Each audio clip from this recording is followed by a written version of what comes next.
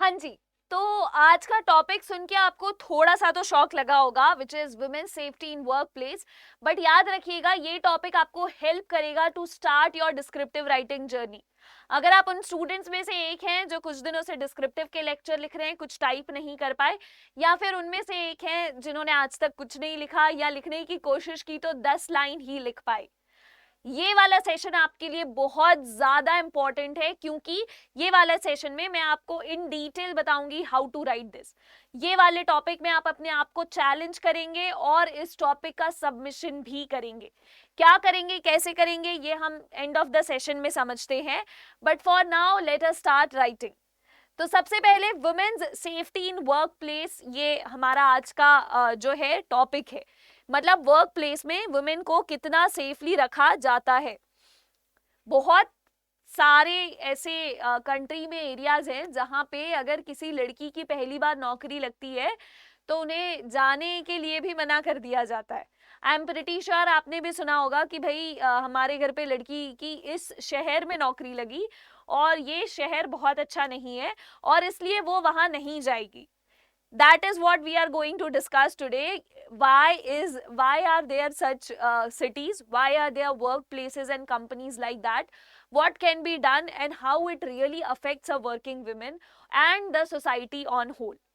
तो सबसे पहले the introduction is that let's just understand, in today's world it is very important that women should work as much as their male counterparts are working.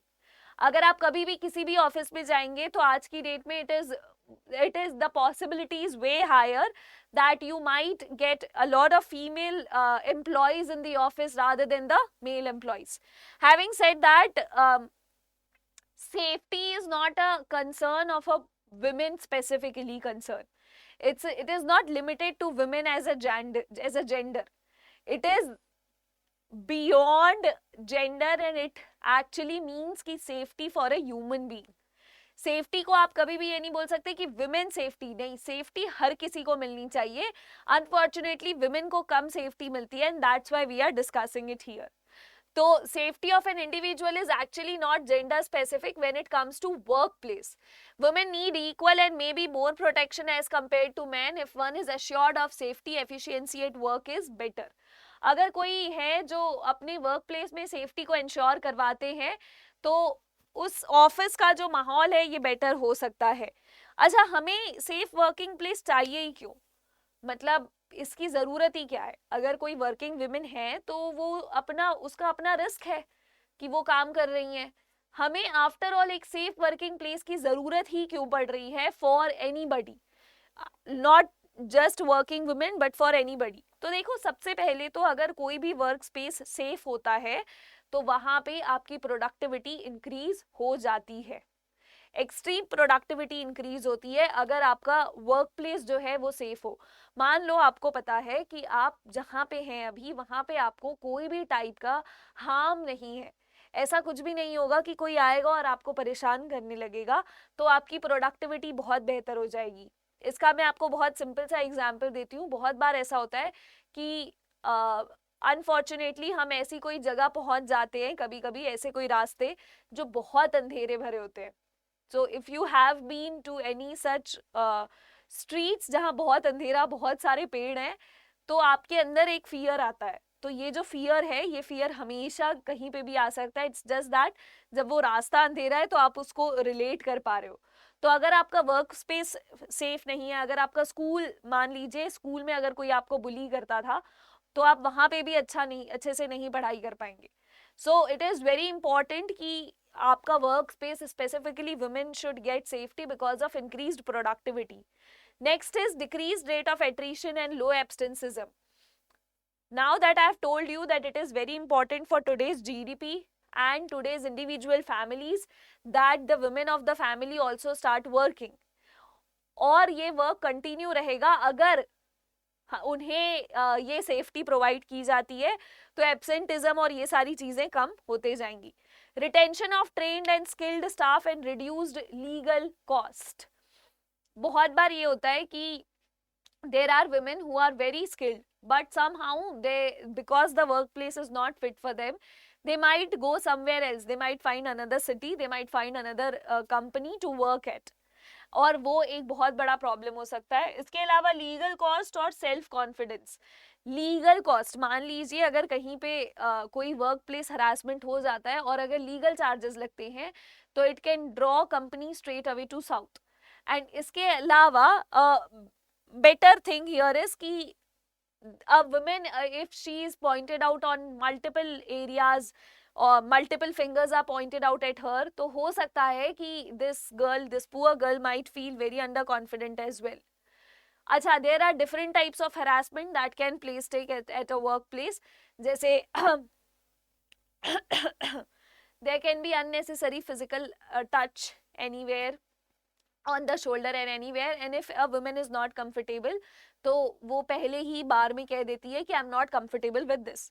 और then there is verbal which is the most common form of harassment, जहाँ पे आते जाते कोई भी इंसान किसी पे भी कमेंट कर सकता है about their looks, about somehow talking about somehow making it very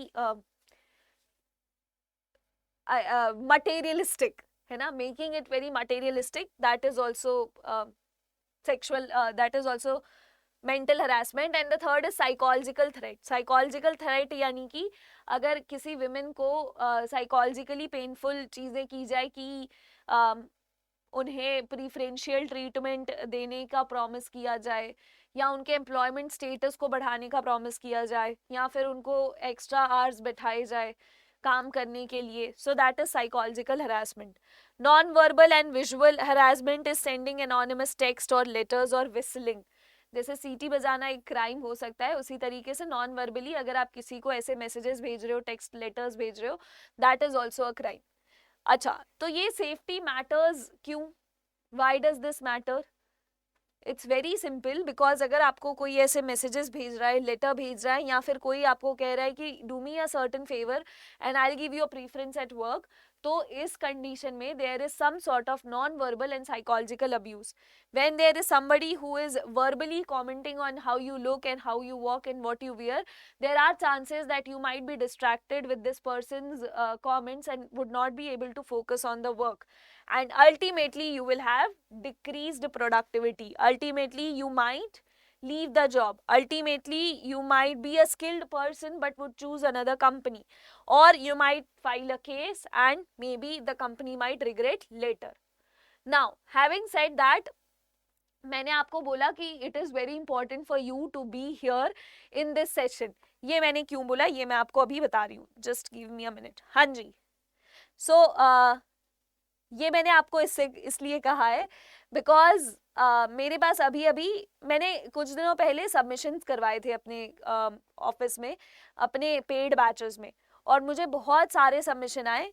और एक चीज़ मैंने इन सबमिशंस में सबसे जो कॉमन देखी कि जिस बच्चे ने पहले सबमिशन में 10 लाइन लिखी थी, उसने अपने 4th सबमिशन में 60 लाइन्स लिखी थी.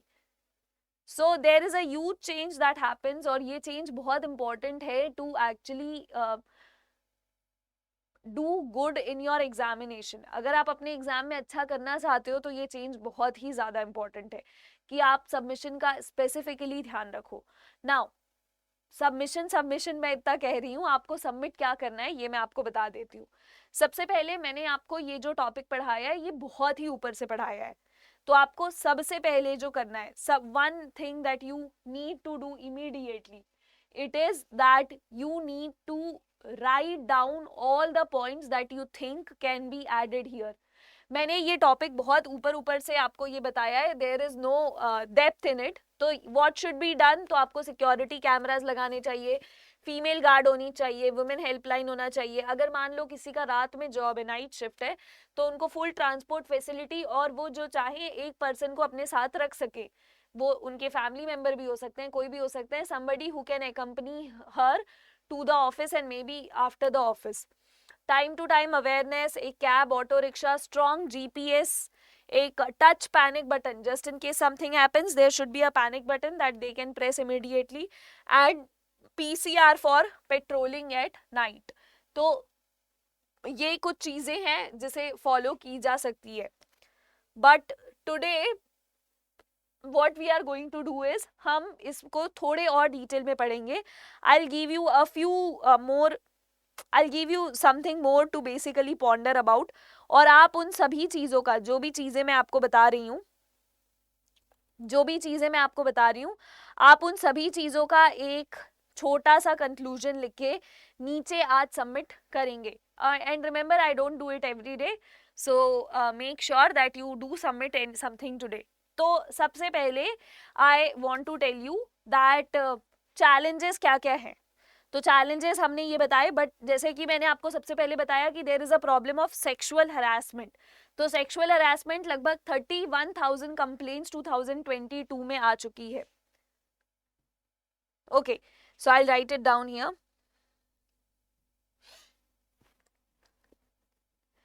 सेक्सुअल हरासमेंट में 31,000 कंप्लेंट्स अभी तक की आ चुकी है 2022 में. 2022 का ये डेटा है कि 2022 में there were 31,000 complaints of women complaining about sexual harassment at the workplace. और इसमें भी 54.5% जो है ये यूपी से थी, उत्तर प्रदेश से थी, which was followed by Haryana, which was followed by Delhi and then Maharashtra and Haryana and so on and so forth. इसके बाद जेंडर डिस्क्रिमिनेशन, एक दूसरी चीज जो मैंने अपने लेक्चर में मेंशन नहीं करी है, that is the gender discrimination. Gender discrimination का मीनिंग क्या होता है कि वो लड़की है तो उसे कम काम देंगे, या फिर वो लड़का है तो उसे ज्यादा काम कर देंगे. मोस्ट ऑफ द ऑफिसेज में incompetent man who really work less as compare to their counterpart female do get high salaries. तो that is the reason of which is called as gender discrimination. अच्छा, क्योंकि आप इसका एक 10 line का ऐसे लिख के सबमिट करने वाले हैं, तो मैं आपको और भी बहुत सारी चीजें बता सकती हूँ कि यहाँ पे मेजर लीगल फ्रेमवर्क क्या है, कि हमारे पास एक फंडामेंटल राइट है जहाँ पे है राइट टू इक्वालिटी, और आप जेंडर के बेसिस में इसको नहीं ले सकते. तो ये जेंडर डिस्क्रिमिनेशन है, वो किसको बेसिकली हार्म करता है? ये हार्म करता है राइट टू इक्वालिटी को.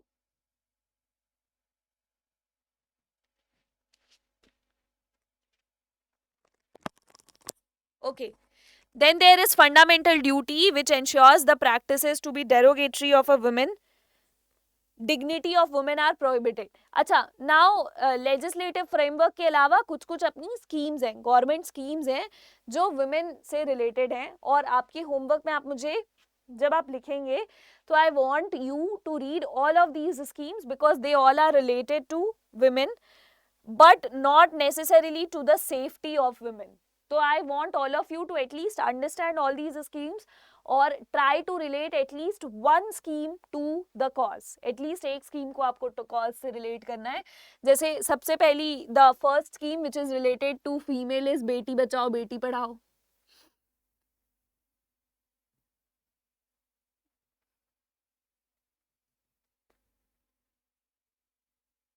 ठीक है.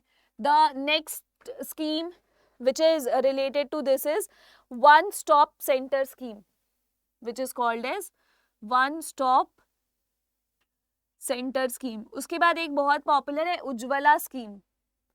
आपको याद रखना है, आपको इन सब के बारे में थोड़ा बहुत पढ़ना है और मुझे बताना है कि कौन सी स्कीम है जो यहाँ पे आप यूज कर सकते हैं.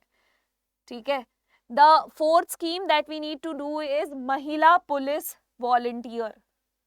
महिला पुलिस वॉलंटियर. ठीक है. फिफ्थ वन इज नारी शक्ति एंड स्वाधर. नारी शक्ति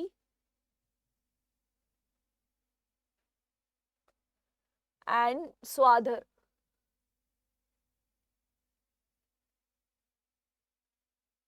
okay, later on I guess Nirbhaya fund को भी इंक्लूड कर देते हैं, because why not. Nirbhaya fund. ठीक है. तो ये सारी स्कीम्स हैं. अच्छा, आपको होमवर्क में करना क्या है, देखो, सबसे पहले एक चीज याद रखो, इंट्रोडक्शन हमेशा हिस्टोरिकल बैकग्राउंड से स्टार्ट होता है. तो आप may be you can use the mythological facts, a few spiritual facts और something like that where you can talk about the women safety in the culture. India के culture में women safety का कितना importance है. I am giving you a very big hint, make sure that you use this hint. ठीक है, तो सबसे पहले आप इंट्रोडक्शन लिखेंगे. अच्छा, मुझे आपको कितने लाइन का सबमिट करना है कमेंट में? All you have to do is write around 7 to 10 lines. 7 to 10 lines, this is bare minimum. याद रखिएगा 7 to 10 लाइन्स में कुछ नहीं होगा, but 7 lines I guess doable है. आप इंट्रोडक्शन, बट आप अपनी बेस्ट लाइन्स पिक करोगे. ऐसा नहीं कि what is women safety, being a woman, I think it is safe to be in workplace, that is women safety in workplace. ऐसे नहीं लिखना है. Women safety in work place का इंट्रोडक्शन अच्छे से लिखना है कि why a working women and why safety in work places. ठीक है, तो इंट्रोडक्शन लिखना है. इसके बाद इसका सोसाइटल एस्पेक्ट लिखना है. सोशल एस्पेक्ट के मैंने बहुत सारे पॉइंट्स आपको बता दिए कि why it is important for a work place which has to be safe for women. इसके बाद आपको इसका इकोनॉमिकल एस्पेक्ट लिखना है कि जीडीपी और ये फैमिली इनकम हमारी इंक्रीज होगी. इसके बाद आपको इसका पॉलिटिकल एस्पेक्ट लिखना है. आप इसमें बहुत सारी पॉलिसीज़ के बारे में भी लिख सकते हैं. तो मैंने जो आपको ये सारी पॉलिसीज़ लिख के यहाँ पे दिखाई हैं, ये सारी पॉलिसीज़ के बारे में थोड़ा बहुत पढ़ना, समझना कि कौन सी पॉलिसी है which is good for this thing right now. और फिर उसके बाद यहाँ पे आना पॉलिटिकल एस्पेक्ट में. सोशल, इकोनॉमिकल, पॉलिटिकल एस्पेक्ट लिखने के बाद कंक्लूजन हमें लिखना है. और कंक्लूजन के लिए तो मैंने आपको बता ही दिया है कि क्या क्या है. सो हाँ जी, this is what should be done. आप इसमें से कोई 2-4 पॉइंट्स चूज कर सकते हैं for conclusion. But the idea behind this class, क्योंकि हम इस क्लास का टाइम चेंज कर रहे हैं, हम इस क्लास का टाइम 4 बजे से कर रहे हैं, तो मैं चाहती हूँ कि अब क्योंकि हम 4 बजे से कर रहे हैं तो हम शायद ज़्यादा बच्चों से मिलेंगे. मैं चाहती हूँ हम ज़्यादा बच्चों से मिले. तो अगर आप नए हैं यहाँ पे, तो essay writing is a very important part if you want to clear the RBI grade B examination और SEBI और NABARD examination. रेगुलेटरी का कोई भी पेपर हो, आपको हमेशा ऐसे राइटिंग का एक सेक्शन उसमें दिख जाएगा. और ऐसे राइटिंग एक आर्ट है, उसमें आप रैंडम डेटा अगर फिल कर दोगे तो वो चोकिंग ऐसे लगेगा. ऐसा बिल्कुल मत करना. It also demands you to have a teacher that has a perspective, who has that perspective of building an idea around something, making you aware about it, and at the same time helping you to open your horizons of thinking about one topic and then write an essay about it. If the word limit is considered, always remember one sentence is around 7 to 8 words. एक जो sentence होता है वो लगभग 7 से 10 words का माना जाता है. तो अगर मान लो आपके पास ऐसे आता है जहां आपको 300 वर्ड का कुछ लिखना है, तो इसका मतलब आपको लगभग 30 लाइंस का कुछ लिखना होगा. तो ऑन दैट नोट मैं आप सभी के comments on women work place के लिए वेट करूंगी. आपको एक छोटा सा 10 लाइन का सबमिशन करना है. और कल जब मेरी 4 बजे यहाँ पे क्लास होगी तो मैं आपको बताऊंगी कि what is wrong and what is right with which of the comments. Make sure that you do it. Bye and take care.